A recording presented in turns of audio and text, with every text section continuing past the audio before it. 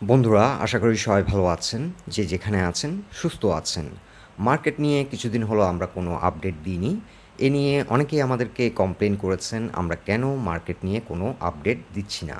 মার্কেটে যে একটা বড় ধরনের বিপর্যয় নেমে আসতে পারে ১ মাস আগে আমরা কিছুটা ধারণা দিয়েছিলাম। গত ১ মাস আগে আমরা একটি পোস্ট করেছিলাম বড় ধস ঠেকাতে কার্যকরী পদক্ষেপ নেওয়া দরকার। এই পোস্টটিতে আমি যে বিষয়টি হাইলাইট করেছিলাম সেটি হলো একটি শক্তিশালী মার্কেট গঠনে আইসিবিকে শক্তিশালী করা খুবই গুরুত্বপূর্ণ। কিন্তু দুঃখের বিষয় হলো বাংলাদেশের পুঁজিবাজার কিন্তু কোনো সরকারের আমলেই গুরুত্ব পাচ্ছে না। এখন বর্তমান মার্কেট সিচুয়েশনে বেশিরভাগ রিটেল ইনভেস্টর কিন্তু মার্কেট থেকে আউট হয়ে গেছে। আর এখনও যারা টিকে আছে তারা সবাই কিন্তু আন্ডার ওয়াটার।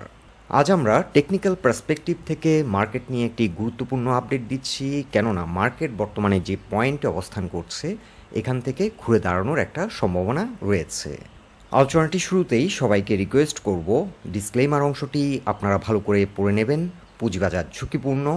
আপনার কোনো পার্সোনাল বাই এবং সেলের কারণে আপনি যদি ক্ষতিগ্রস্ত হয়ে থাকেন সে দায় স্টক অবজার্ভার বহন করবে না।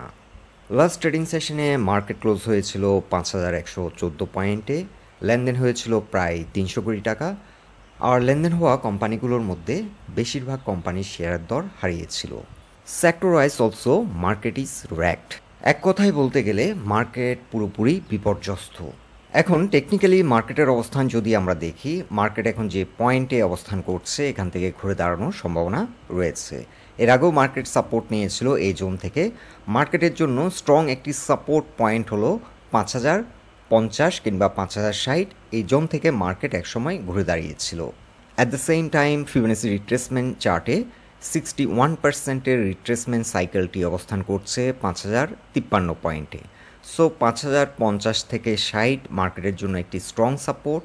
এখন মার্কেট যদি ৫,০৫০ কিংবা ৬০ কিংবা ৫,১০০ থেকে ঘুরে দাঁড়ায় এখান থেকে রিকভারি দিতে শুরু করবে। সো মার্কেটের এখন দুটো পসিবিলিটি। একটি পসিবিলিটি হচ্ছে মার্কেট বর্তমানে যে পয়েন্ট অবস্থান করছে এখান থেকে ঘুরে দাঁড়িয়ে মার্কেট রিকভারি দিতে শুরু করবে। আরেকটি পসিবিলিটি হলো মার্কেট যদি কোনো কারণে ৫,০৫০-এর এই সাপোর্ট পয়েন্টটিকে রেসপেক্ট না করে তাহলে মার্কেট হয়তো দীর্ঘদিনের জন্য স্লো হয়ে যেতে পারে। সো এখন মার্কেটের এই সিচুয়েশনে করণীয় কী? আমরা এর আগেও বেশ কয়েকটি আপডেটে আপনাদেরকে জানিয়েছিলাম বর্তমান মার্কেট সার্কামস্ট্যান্স বিবেচনা করলে ট্রেডিং অপরচুনিটি মার্কেটে একেবারে নেই বললেই চলে। এখন ভালো মানের স্টকগুলোকে ডলার কস্ট অ্যাভারেজের মাধ্যমে গ্র্যাজুয়ালি অ্যাকুমুলেট করা যেতে পারে। আর ২-৪টি স্টকে বর্তমান মার্কেট সিচুয়েশনেও কিন্তু ট্রেডিং অপরচুনিটি দিচ্ছে। সো যে স্টকগুলি বর্তমান সময়ে পারফর্ম করছে, মানি ফ্লো ভালো আছে, সেই স্টকগুলোকে আইডেন্টিফাই করে চাইলে ট্রেডিং অ্যাটেম্পটও নেওয়া যেতে পারে।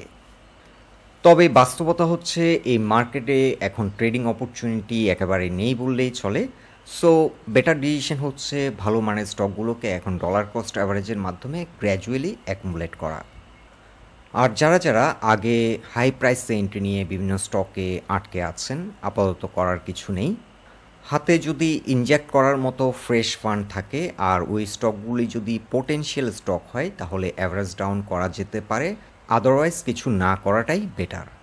আমরা যেটা গুরুত্ব সহকারে হাইলাইট করতে চাইছি সেটি হলো এই সপ্তাহটি হবে আমাদের জন্য একটা ক্রিটিক্যাল সময়।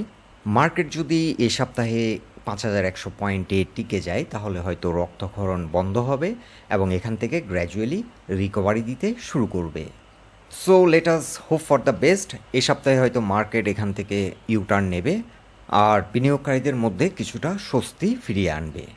বন্ধুরা, এটাই ছিল মার্কেট নিয়ে আমাদের আজকের অবজারভেশন। আলোচনাটি যদি আপনাদের ভালো লেগে থাকে অবশ্যই পোস্টটিকে লাইক দিন।